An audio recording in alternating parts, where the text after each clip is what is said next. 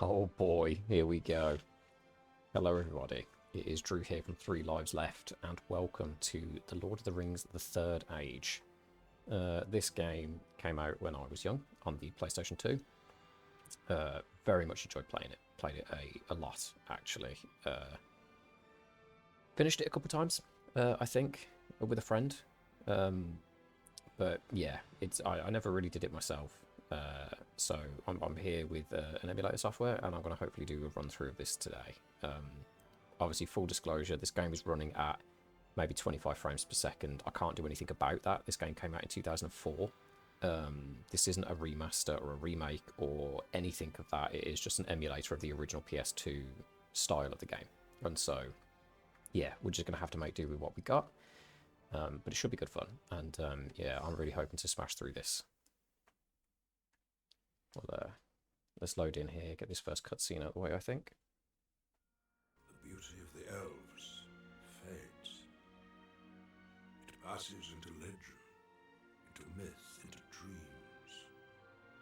The ancient spirits of earth, fire, air, and water, who once roamed this earth freely, are forgotten. But it was not always so. In Eregion long ago, the elves were given secret knowledge to forge great rings of power. They were precious beyond all else, for within each was bound the strength and will to rule. But they were deceived, for the giver of this knowledge was evil's great servant, Sauron. In the fires of Mordor he forged in secret one ring to rule them all. And with it Sauron enslaved the races of Middle-earth.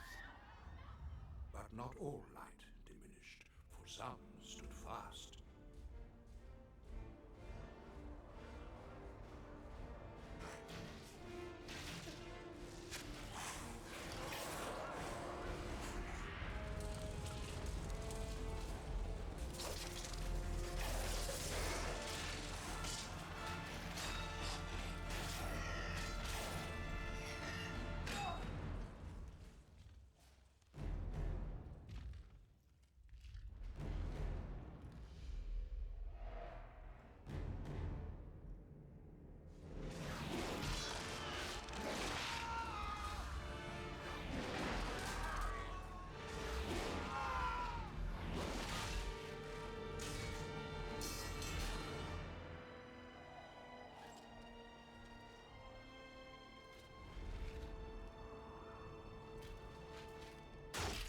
The ring was cut from Sauron's hand.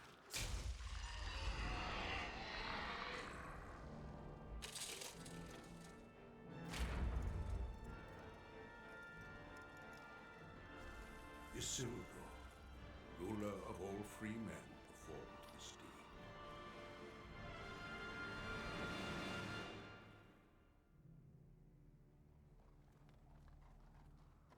But he became weak, and the line of men failed.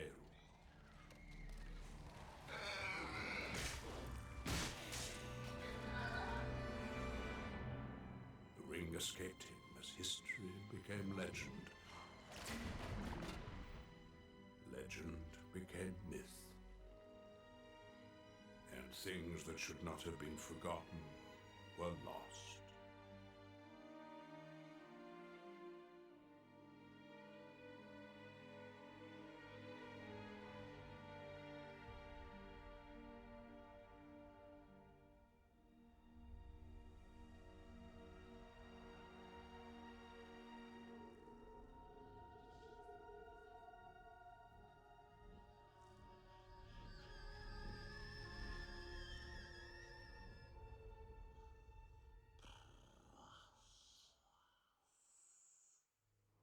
Thus the third age of Middle-earth began. But the realms of man divided, and their great cities weakened. And in this age the evil powers again arise, yet some hoped for unity in the face of the coming darkness. To Rivendell, the elves called the greatest of all races. them came Boromir, son of Gondor's steward. And there, at the Council of Elders, a great and desperate plan was conceived. Join us in our quest. Face the power of Mordor and help to turn the tide.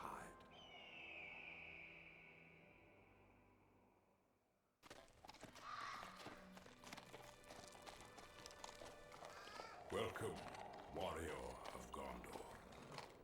Your road here will not be an easy one. Much will be risked in the war that is to come.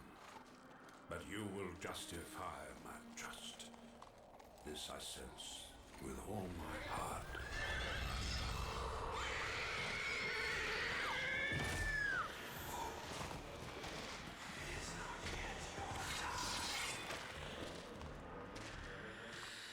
Stand aside, creature. You are in my way.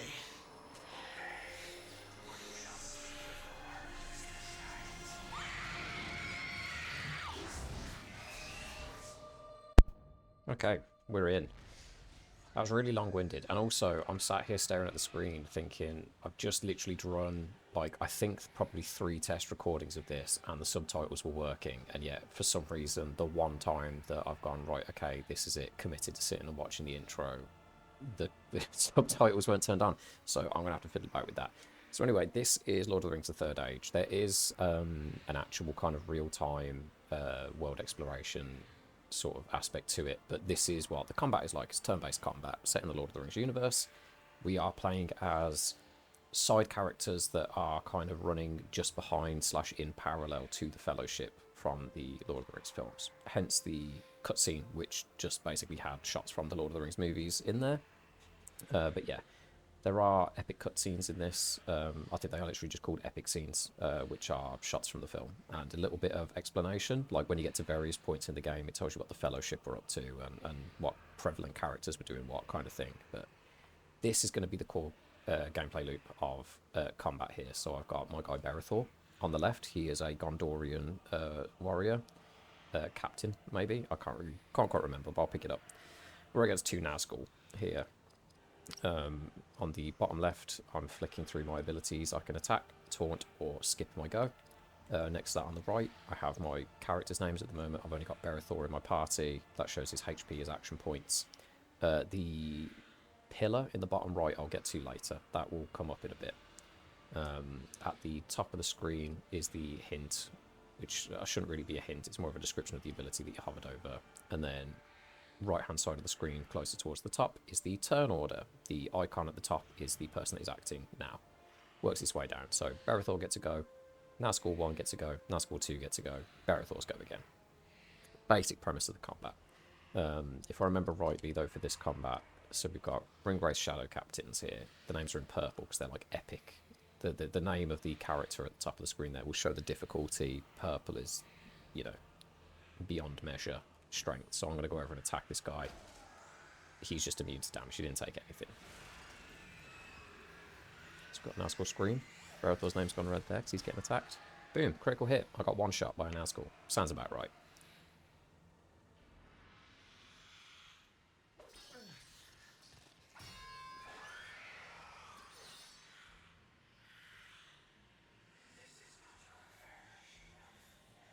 Return to the shadow, slave of Sauron.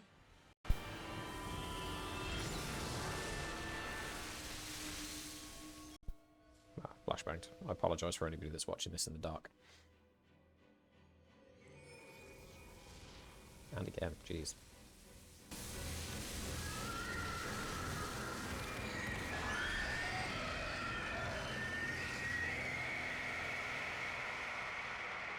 What grace has been given to me, let it pass to him. Let him be spared. To you I bestow this gift of my people. It braces the soul and binds the hearts of others.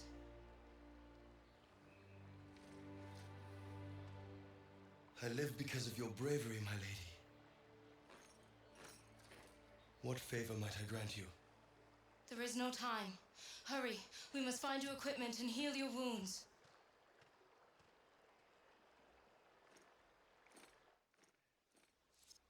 Okay, here we are.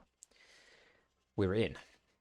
A bit dramatic, kind of kicks off about as quickly and as you like unexplained as you'd expect it to, I guess. But yeah, here we are. I think I've tried to resolution scale this up to 1080p. I don't know how this is going to turn out necessarily in the recording, but I've given it a go. Because obviously, like I say, this game came out in 2004 on the PlayStation 2, and this is as it was in 2004 when this came out. So, adventure mode. Here you will travel across Middle-earth, find hidden items, and battle groups of foes. Scenes. Gandalf the Grey speaks to you of events in Middle-earth. View these scenes in the epic scenes section of the menu. I probably won't bother with these too much, mainly because it does kind of give you some little bits of like plot filler, but if you've not seen the Lord of the Rings films, but if you have, it is just scenes from the Lord of the Rings movies that they've just slapped into the game. I don't know. I might be able to go through and do some of them, maybe, if I find some particularly good ones, but yeah. Quest journal updated. Would you like to... Oh, there you go. Yeah, view the epic scene. So it just gives you a scene. As soon as you've unlocked one, it gives you the option to view it now, yes or no. I'm probably going to go for no for now. And here we are. So square changes the zoom of the map. I'm sure there's a way... oh god, yeah, here's the menu. I won't bother explaining this too much. I'll just talk about it as I go through things. But for now... subtitles on. Okay, so I'm guessing it resets the subtitle setting for every time you start a new save, which is annoying to say the least, but that's fine. I'm just going to play this on medium difficulty, I think. Let's just leave that as is. Yeah. So we've got scenes. Is it quests I want? Yeah, so this is the journal. Gives you a little rundown of the different chapters of the game. Oh god, it's rotating. Okay, so we start at Eregion, and we work our way there. Work our way through from there.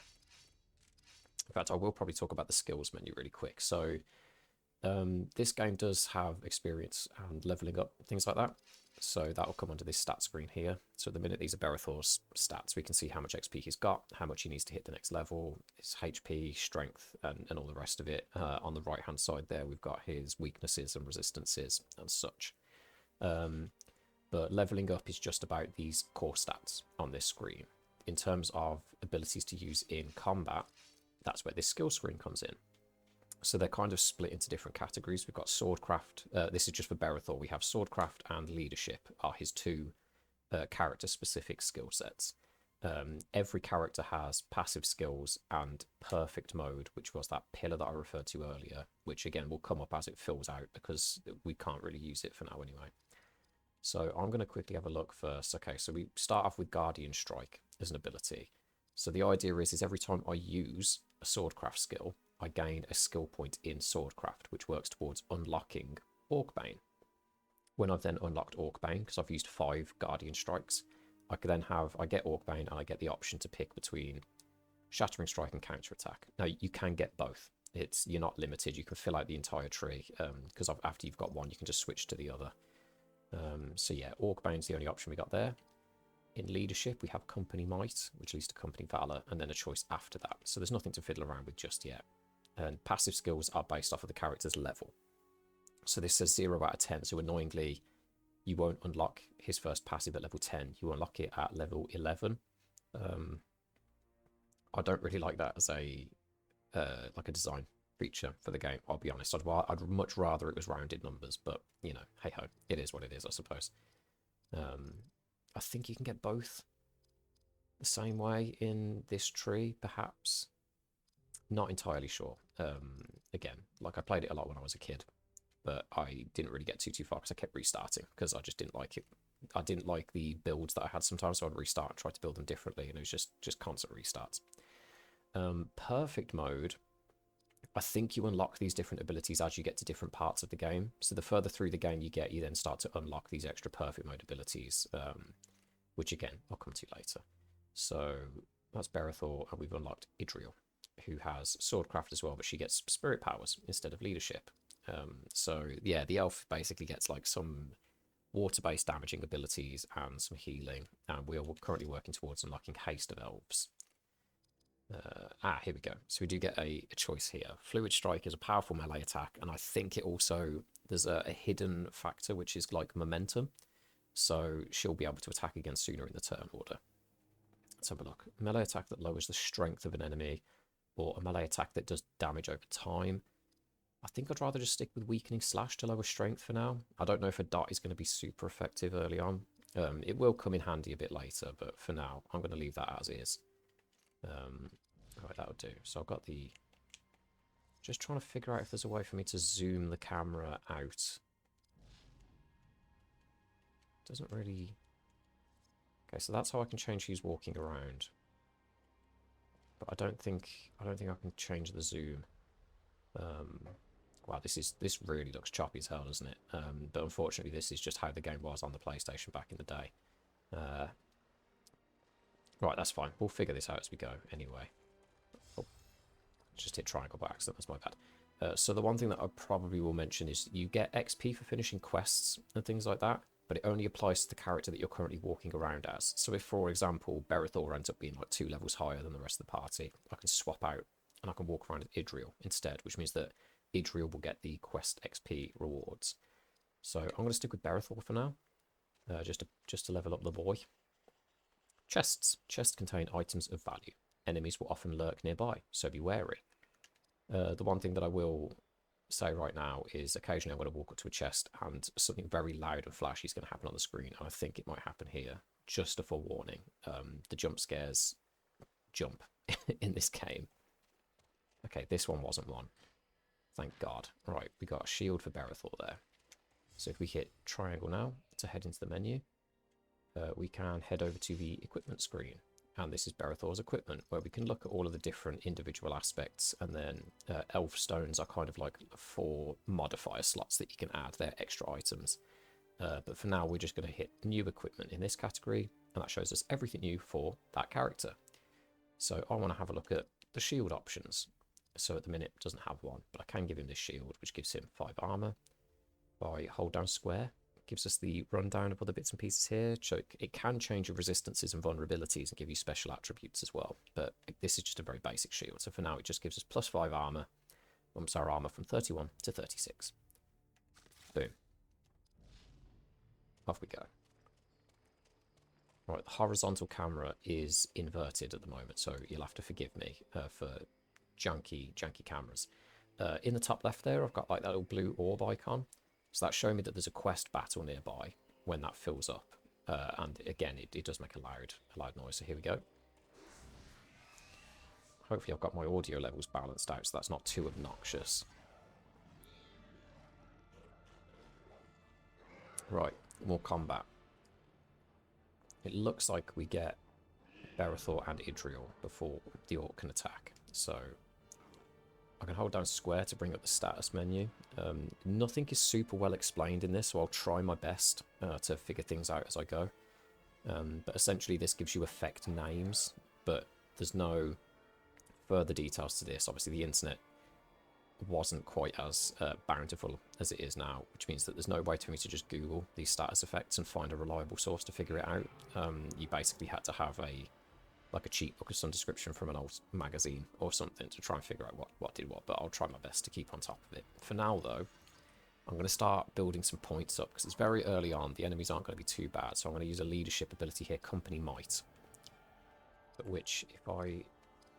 Oh, it says at the top, sorry, increases the attack damage of the entire party. So let's use that. It's going to cost 20 action points, leaving Berethor at 45.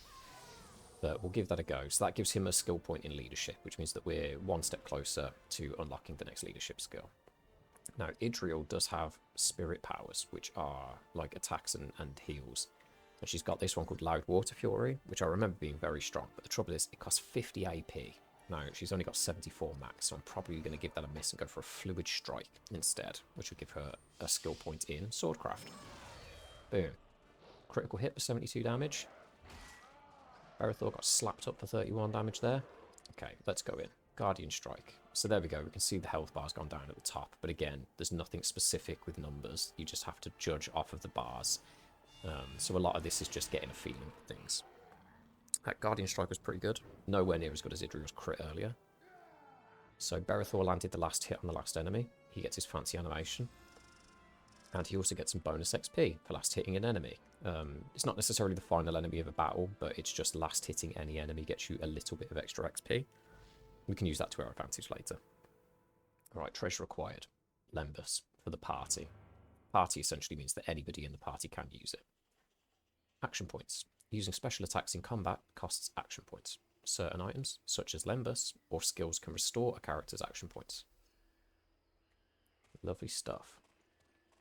In fact, you know what? I will quickly, whilst I'm thinking about it, because it says that they're normal, and I'm changing it to invert. But yeah, inverting isn't actually inverting. Right.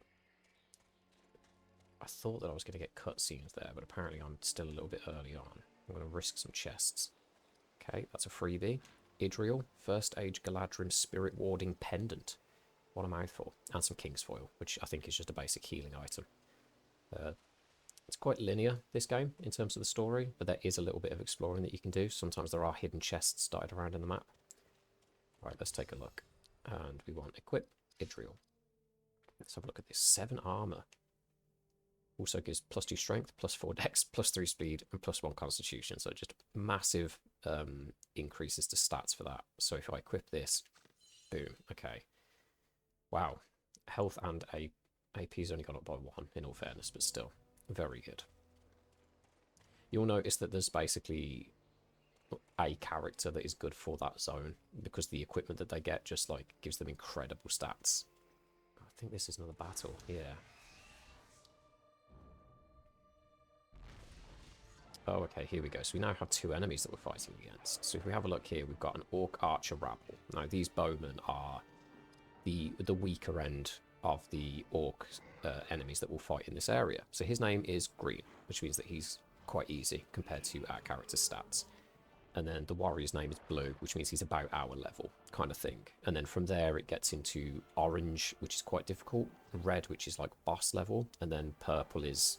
you're going to struggle, essentially. Right, let's see what we can do here. I think if we get a Fluid Strike on the... I'm not really too worried about the Archer. I think they've only got 1 attack. They basically just shoot you with arrow, and that's all they do. So, let's get another Company Might on the go here for a damage increase. That has used all of Berethor's AP, and he's not been able to use a sword skill yet. There you go. 17 damage is not too much, whereas this guy can hit for 42. So, we'll kind of prioritise the stronger enemies here. Let's drop another Fluid Strike on this guy, see if Idriel can't finish him off. There we go. So that's some extra XP for Idriel, an extra skill point in Swordcraft. Berethor, unfortunately, can't really get anything else done here, so he's just going to go in for a normal attack. Boom. Oh, crit for 52 damage, not bad. Shot back for 17. Idriel, also fresh out of points, but she can go last hit this dude. Boom, leg sweep, 49 HP. So Idriel's going to get a bunch of XP for this. Boom, level up. And a level up for Idriel. She's now overtaking Berethor a little bit with XP after the 2 last hits. So you can kind of balance out your party. Like, nobody's going to fall... well, somebody might fall behind, but there is a way for them to catch up. So far this has just been scripted battles, but there are areas where you can walk around and it will build up like an encounter sort of thing. Up in the top left, it comes up with the Eye of Sauron, I think, in this area. And then eventually when that fills up, if you haven't left the area, boom, you get random encounter with some enemies. So you can grind some levels. Let's get in here, get some Lembus, some AP. I'm not going to bother using any items just yet, I don't think. Although, I could use some Lembus to give Berethor. Oh no, actually I won't need to. Right. Long bottom leaf. If I open the menu now, there we go. Yeah, so on a level up, your characters actually get full HP and AP back. So that's also another good way to kind of manage your skill usage and things like that when you're out and about. The other way to replenish all of your HP and AP without items or leveling up is to just save the game at a save point. You can't just do it from the menu. You have to go to a specific spot. But when you do use one of these save altars, you do get all of your gear back. So, here we go. Berethor's stats. We've got 2 skill points that we can spend after hitting level 2. I think at level 5 we get 4 skill points every 5 levels. But yeah, so we have strength here, which increases a character's base damage with both ranged and melee weapons. So strength is a universal skill. All of your characters are going to use that for their damage output. Spirit increases characters' max AP, along with increasing their spirit-powered damage. So Berethor, it will give him more AP so he can use more skills, but on somebody like Idriel, it gives her more AP for skills and increases the damage that her water magic can do. Constitution increases characters' max HP and increases their defense against spirit-powered attacks. So that's resistances, which again would benefit Berethor, I think, quite well, because he seems to be quite a tanky character, or more of like a leader and a tank. Speed increases melee and range defense, and it decreases the time between attacks, which means increasing your initiative. Speed is a key stat. It does... all of these stats really do play into themselves, which, as you can imagine, me as a kid, and also just being generally an idiot, I really struggled to understand what most of this meant as a kid, so my builds were awful. I started to struggle really early on, but coming back to this as an adult with a little bit more of an understanding to how these things work, you know, it does help. It's not super well described, but there is enough there for you to figure it out on your own. And finally, we have dexterity, which increases your chance to hit with an attack, both melee and ranged. So again, dexterity does come into play. Straight off the rip, I think I'm going to put 1 point in strength, round it off at 15. I'm probably going to put a point into speed, actually, just so that he can act more often. So I'm going to hit A here, or X rather, and X again to commit changes. Sorry, I'm using a Microsoft controller to play a PlayStation game, so I'm having to translate the button presses. Switch over to Idriel. Same again with the stat layout, but this time I think I'm going to put... I might put both points into strength, actually, so she just hits harder. So stats are actually really good. I mean, if you look at the stat spread compared to Berethor, I think she generally just gets more stat points than Berethor does off the rip. Yeah, okay. So equip, no, use item. King's Foil is health, Limber spread, action points. Ent Draft Vial restores a greater amount of health, okay. And then greater amount of action points off Longbottom Leaf. So it's very basic items for now, but eventually you do end up with buff items where they can give you resistance to shadow damage or something like that, and it will be like a kind of one battle use. I heard a voice. On the road. Yes, I know. Who could it... Patience. I'm looking for Boromir of Gondor. Have you seen him? No. But I do see orcs ahead. What do her elf eyes see? The answer is orcs.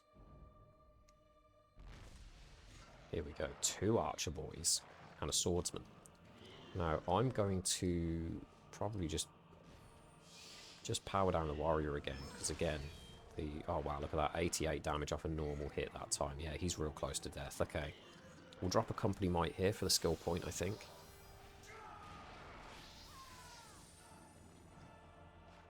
Here we go. Yeah, I didn't really get any defensive increases on that level. I kind of put everything into damage output, so taking normal damage from the baddies. Let's hit a fluid strike on one of the rabble. The archer rabble. Bam, look at that. 100 damage off the rip, one-shot him. Great stuff.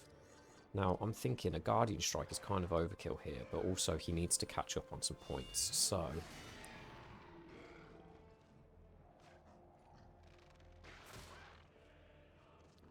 Idriel's taking a hit there. Let's fluid strike. Let's just keep up the momentum. One shot again. Boom. Idriel's powering ahead. She might level up again after this fight, actually.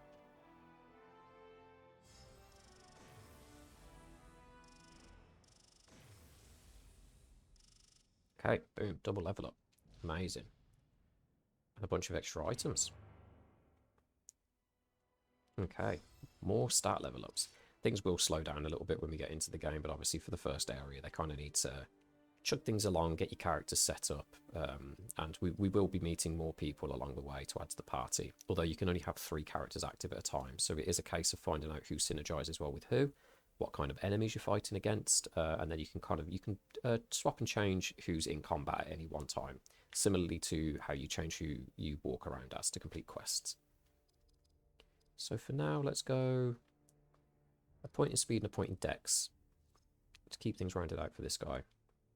I've noticed that the stats do go up naturally when you level up as well. Let's see. Idriel, I want to put 2 points into Spirit to keep her action points high for when she's dropping heals and stuff. There we go.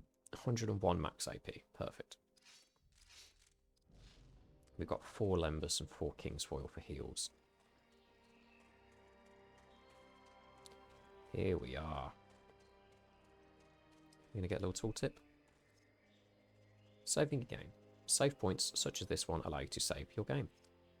Okay, it doesn't actually tell you, but when you save there, it does also restore your health and your AP. Right, Slime of Orthanc. Now, I think that one is something to do with shadow damage. If I quickly go to use item and just have a look. There we go. Oh, reduces slashing damage. My apologies. Okay, let's drop a quick save here. That's my old save slot. I spent 4 hours playing. I think some of that time was spent AFK, and I did do a little bit of grinding, but as you can see, that's only 5% of the game, getting to Moria, and that takes a little while. So I'm just going to overwrite this save, and we'll play through. There we go. We'll get this done, because I'm definitely excited to try and give this game a full playthrough. Because I remember the ending. I was playing with a friend from school, and he completed the game when I lent it to him without me being there. But you can load up your save file from the boss fight at the end. Oh, it's great stuff. Great stuff. Inside, Gondorian. Your wounds must be healed. Weapons. Provisions. The elves are very resourceful. Long have we kept such way stations for times of great need. I am Berethor, captain of the Citadel Guard of Gondor. And I am Idriel. I serve Galadriel, Lady of Light. Take what you need, and let us be on our way.